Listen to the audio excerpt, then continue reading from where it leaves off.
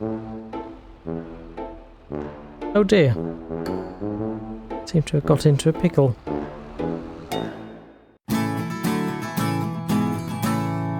Hello everyone and welcome back to Zielonka. This is the multiplayer co-op with Nordic farming and we've reached episode number 7. It's a new year in Zielonka and also in real life. And yes, we last had our Christmas adventure on Zielonka, but it's now March in springtime, so it's nice and springy. And good news is that Nordic's cousins have finally got to work. They are going to be ploughing these fields which we harvested last season. So yeah, they're busy working away, getting that all ploughed up. But we have bought some new equipment. Yes, we've invested yet more money in the Zielonka farm, and we've got some stuff over at the dealership, if I can cross the road safely. And aha, we really are upping the game. We've got 2 new Fents, and this is the 930 Vario. And yes, I think this is 300 horsepower tractor. We've got 2 new ploughs, the Lizard 9-meter ploughs. We've got the larger ridge makers, and then we've got some lime spreaders, the Bredel. And this really is going to up the game of the field prep that we need to do for the next root crop season. And the main reason for that is we have bought some new land. We've got field 86 and 87, which we're going to merge into one. Field 88 and field 89. So Nordic and I are going to be working on these bigger fields with the newer equipment, and Nordic's cousins are going to be using the older equipment to work on the smaller fields which we did last season. So it's ploughing first of all, because those new fields have had a harvested crop in them from the previous owner. So we'll jump in the Fent and fire it up. Oh yes, very good. And it is by no means the most modern Fent, but it is upping the game most certainly from some of the other equipment we have been using till now. Let's reverse up to our plough and we will get that attached and fold it up so it's ready for transportation, and head over to our first field. So it really is New Year's resolutions on Zielonka. And we've got some new ambitions for Nordic's cousins farm. And they're very lucky really, because we've been investing quite a lot of cash. Whoopsie. And I forgot the weight, and we most certainly need that for ploughing. Nordic has fetched his already, so that is good news. And this is a nicely colour matched Fent weight. There we go. So let's head on to the first field. Beacons on. I think we can nip up this track here between these 2 fields. And yes, everyone is hard at work getting the fields ploughed up. There we go. Right turn up here. And ahead of us are our 3 new fields. The one to the left is looking the thinnest, the middle the thickest, and then the rightmost probably in between the 2. We are going to start with the leftmost because that is the one that needs to be merged from 2 fields into 1. So we can beacon off now and unfold yet again. And we'll need to merge these fields quite nicely. So Nordic and I can lower away and begin ploughing. Here we go. And I think these ploughs are going to make short work of it all.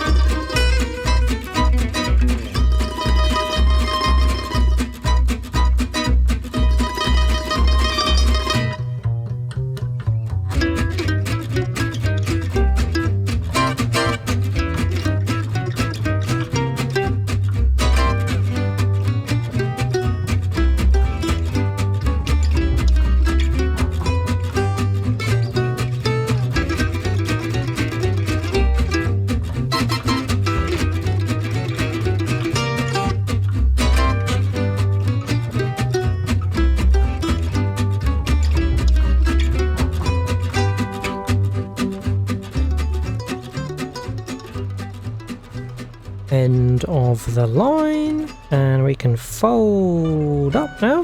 Fantastic. So 3 fields all ploughed up. These lizard 9-meter ploughs really do make light work of the ploughing. And yes, we were able to plough them in conjunction quite easily. And we did find that the widths didn't quite match the dual ploughs running. Sometimes we had 1 row left on the field, but that's not to worry because we managed it perfectly fine. And in the distance we could see Nordic's cousins working busily with the smaller ploughs and equipment on the 3 smaller fields, which was interesting to see. So we'll check in on how they are getting on. Looks like they're probably 2/3 of the way through. Oh, maybe even 3/4. Fantastic, looking good. So we'll head on back to the farm, get these ploughs dropped off. I have to just put the beacons on for the main road here. And then it's on to lime spreading, because those new fields, they were, I think previously had a wheat crop in, and they were harvested, but they hadn't been ploughed, so needed to make sure we got it all turned over and the goodness of the soil returned to the surface. Next we will lime, and then hopefully we can move on to ridge marking. But we will park these lizard ploughs up in this top section here, where we will probably have to create some more shed space at some point.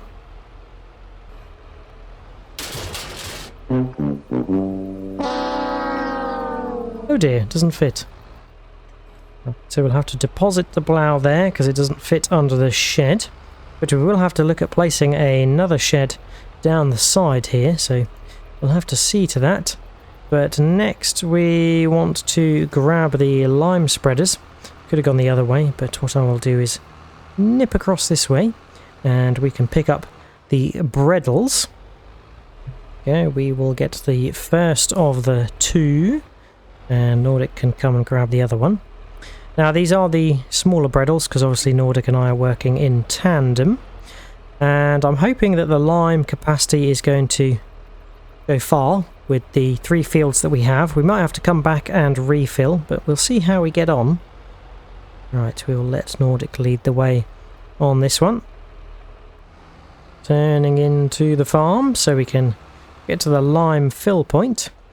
And, oh yes, I think that is the one that Nordic is at. Could potentially take a long time to fill. In fact, it might be this one that I'm parked in front of here. Let's just check if it's this one. Yes, it is. There we go, Nordic has filled up. And I've got to say, these fence are running pretty efficiently. They are a good amount of horsepower, which we are going to need for, well, we've needed it for the ploughing, and we will need it for the ridge marking as well. But not so much the planting. We have a limit of a 6-meter planter when it comes to it, so we can use the older tractors in our inventory for that. But yes, let's head on over to our new fields and we can set about doing some lime spreading. So we'll let Nordic head in and switch on. We can gauge the width. Okay, it's not too bad. Probably not too dissimilar from our ploughing. So just going to do a little bit of overlap so we don't miss any bits. But we'll get started, get underway, and get all these 3 fields limed. And if we need to refill, we will.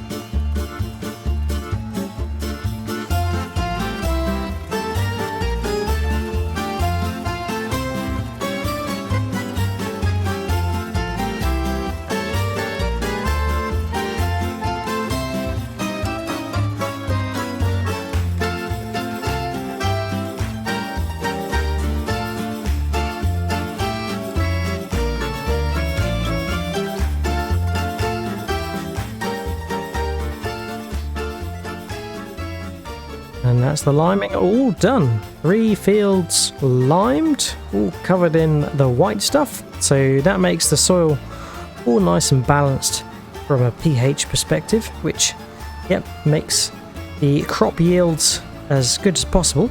Now the Bredel spreaders did a really grand job. Did not cover a huge width. I think our other spreaders that were just lifted on the back did spread wider than that. But the Bredel spreader obviously carries more lime, which is beneficial for doing the larger and longer fields. And you have to come back and refill a few times, but that's not to worry. So we better park up these Bredel spreaders, which have done a fantastic job. And then it's on to ridge making. And the ridge makers, or the new larger ridge makers, are at the dealership.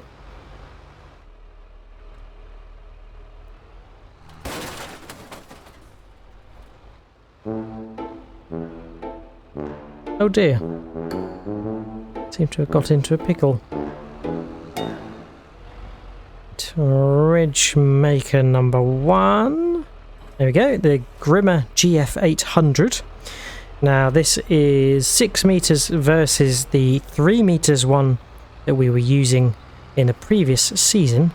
And yes, it does feel quite a bit heavier. I can see the tractor weighing down at the back, but should have the horsepowerage, and then we've got a nice big weight on the front, so should be good to handle it. Left turn up here, and it looks like our 3 fields are situated behind a big factory or grain mill or something of that nature. Don't know what that is there. We have made it so we can unfold the ridge makers, and boy, yes, this is much bigger. Not as big as our plows or our spreaders, but yes, for ridge makers this is a very good size, and it's going to speed up the job. Let's just hope that the vent can tackle it. So we need to switch this on and lower it away. It's got a spinning disc at the front, and then it makes the grooves that are needed for planting our root crops. And yes, of course, it's going to be parsnips, red beets and carrots once again. And we can drill the parsnips and the red beets in April. So this is our field prep month in readiness for next month, where we can commence the planting. And these ridges obviously help the yield of the root crop. They add a level of fertilization stage, which is very good. And what is good news is we look to have a good working speed.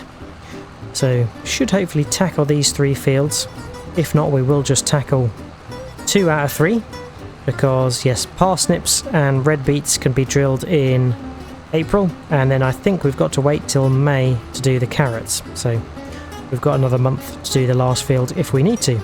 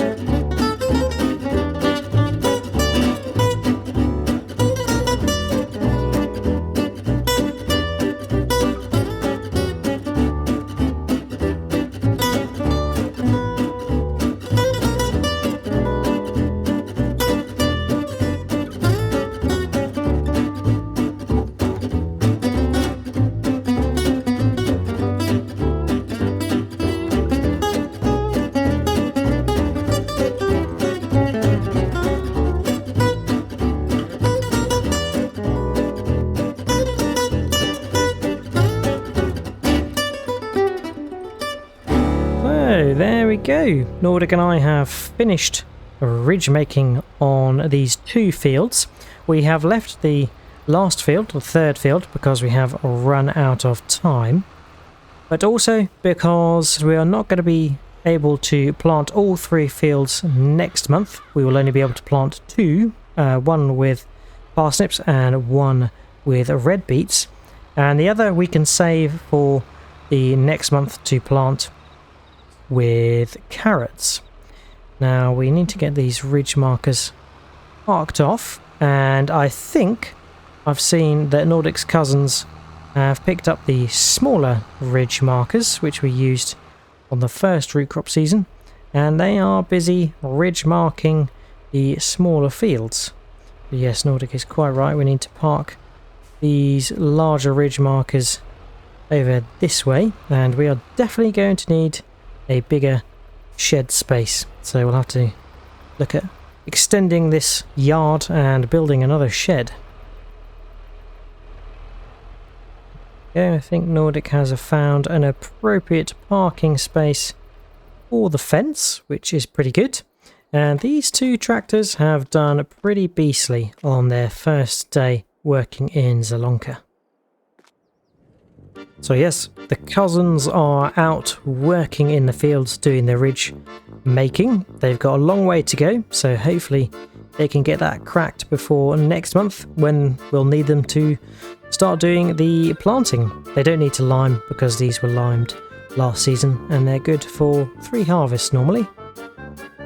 But that is it for today on Zielonka. I hope you have enjoyed watching. If you have, remember to drop a like and subscribe if you haven't already. And if you've got any tips, tricks or things you'd like Nordic and I to do, then feel free to leave a comment. Until next time, we'll catch you later. Cheers all. Bye bye.